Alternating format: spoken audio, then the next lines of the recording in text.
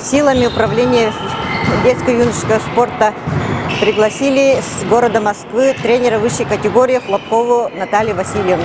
Она отличник физической культуры Российской Федерации. Приехала, согласилась показать нам основы волейбола. Специально для наших тренеров республики. У Натальи Васильевны, воспитанницы 1998 года рождения, чемпиона Европы. А девочки 2000 года, у нее воспитанницы чемпионки России. Так что она очень высококвалифицированный специалист. Специально для этого мы ее сюда пригласили. Основная задача – показать вашим тренерам, как обучать детей с самого начала, чтобы не навредить. Ну, получается это неплохо. Девчонки слушают, правда, не все получается, но стараются. Никого нельзя сказать, что они лентяйничают. Но это требует долгого работы с детьми. Если это закончится только на том, что я приехала, неделю отработала и уехала, то это забудется буквально через неделю.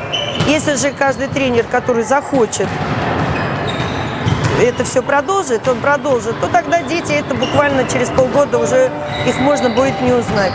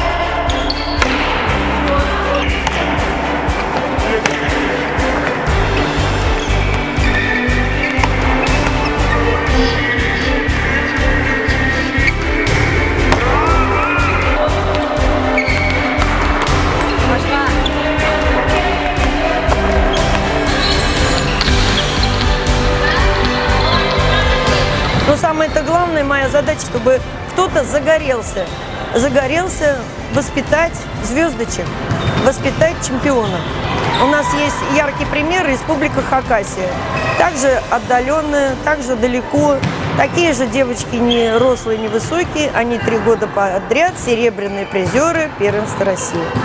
Поэтому это все от труда, не от того, что не высокие, нет высокорослых игроков. Нет, это от желания работать.